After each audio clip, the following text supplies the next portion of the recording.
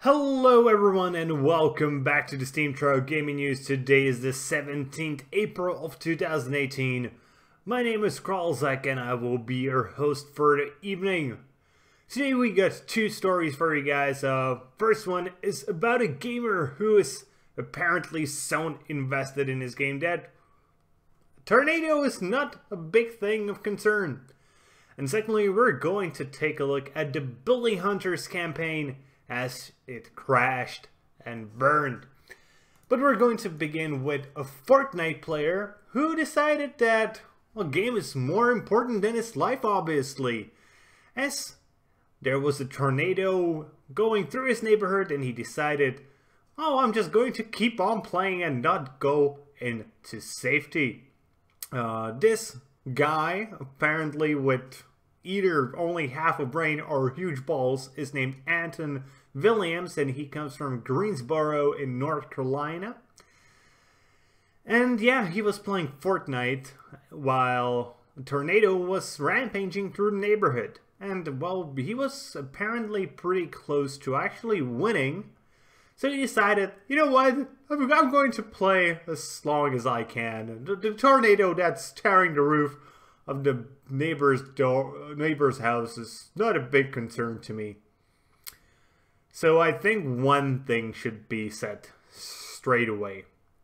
For fuck's sake, if there is a tornado in your vicinity, seek shelter. Don't play games. Just go hide. You can play games later on if you survive, but seriously, if you get actually sucked by a tornado, your chances of survival are very, very slim. He actually had a little bit of a statement. He said, honestly, I was thinking about the game, but I was hoping everybody was okay around me.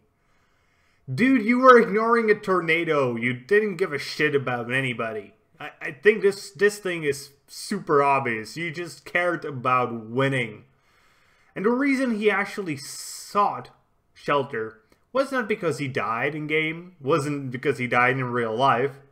It was because the tornado actually started tearing apart the electricity line, so his electricity went off. And I'm just baffled by this guy. So I honestly think he's just dumb. He's dumb as fuck, because anybody who actually does this thing kind of deserves to be treated to a little bit of a ride in a tornado. I'm pretty sure that if he actually died, he would have been one of the people that would have been nominated for the Darwin Awards. If you don't know what Darwin Awards are, well, man, once this video finishes, you should... Oh, sorry. I'm sorry, that was my mother. She always picks the best time to call. So, what I was saying, yeah, if you don't know what Darwin Awards are, just go and look them up after this video. They're hilarious. Like, seriously, they're one of the most hilarious things you'll ever hear about. Okay, and our second piece of news is about the Bully Hunters campaign, which we talked about a few days ago when it was launched. And it's already offline. It was been cancelled because of a pretty big backlash, as it was discovered that one of the people who was the Bully Hunter was actually a bully herself. Yeah, I think it was one of the most obvious things that could have happened.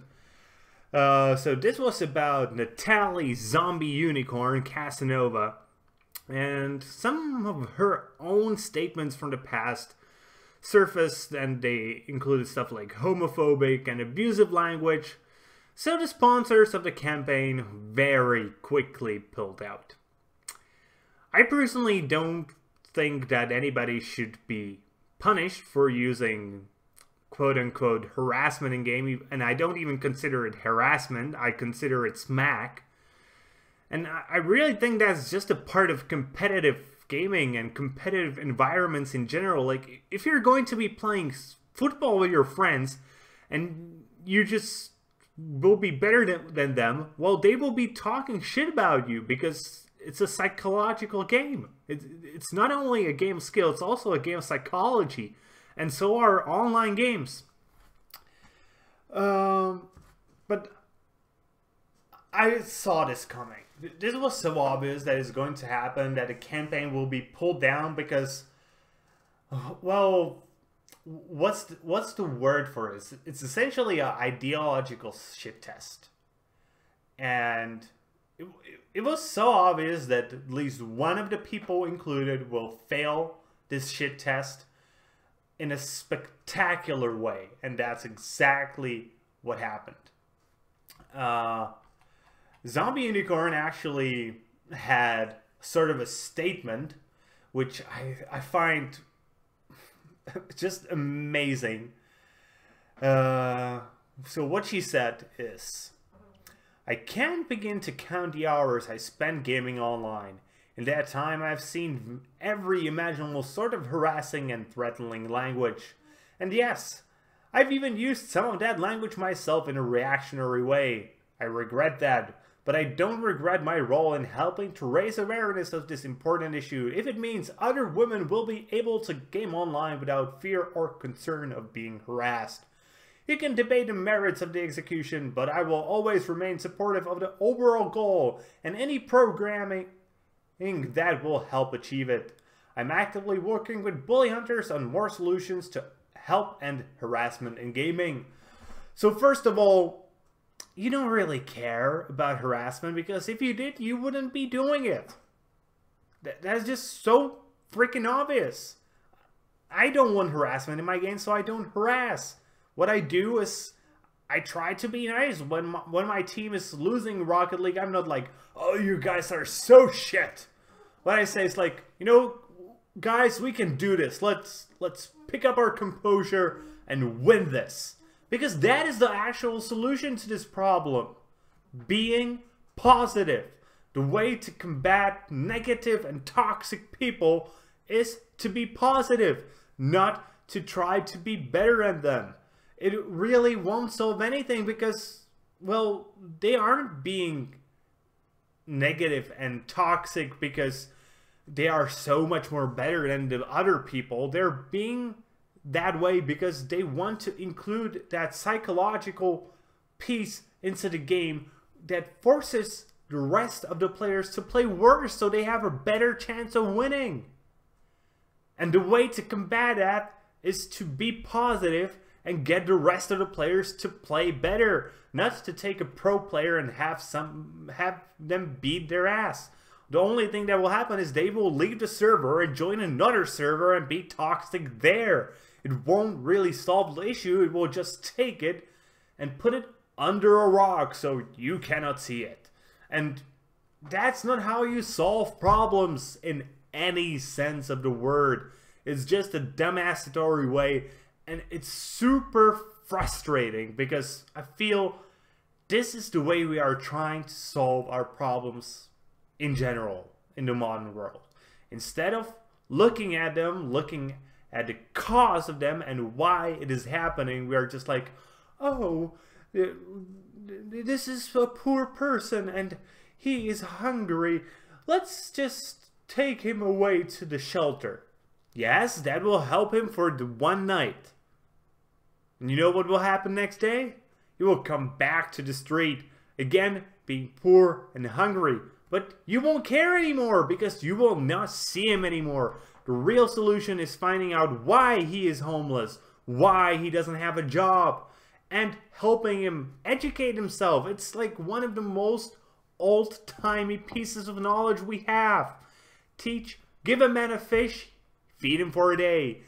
Teach a man to fish, feed him for his whole fucking life. That is how we should solve issues, by going into the root of the problem and solving that. Not trying to hide it by moving it slightly away out of sight so nobody gets offended by it. Because offense is not a real way to measure how much things are bad. It's just a way to say, I don't like it. Well, good, but what will you do about it? Well, I just don't want to see it anymore. Well, yeah, but how will you achieve that? Well, we'll just help him move away. Well, cool, but now the problem is just somewhere else and somebody else will be offended. Yeah, but I'm not offended, so it's not my problem. Bitch! For fuck's sake, you didn't do anything. In reality, you just moved the problem slightly away to the side. If you want to help people, then you need to figure out why they have problems. Not just look at the superficial problems, cover them up with makeup, and say, oh, but it looks so pretty. No. It may look pretty, but it's still there. With that being said, that's going to be it for today, guys. I hope you enjoyed today's video. If you did, please consider giving us a thumbs up here on YouTube and subscribing to the channel. If you're watching this on Steam, maybe you want to give us an upvote and follow the blog. Either way, be sure to leave a comment and be sure to tune in tomorrow for more gaming news. I want to point out, yeah, tomorrow the episode of Gaming News will be airing slightly later, as I'm going to be attending a live author reading and I will be recording it, so I will not be at home. But the news will be here just slightly later. And with that being said, see you guys later with more gaming content.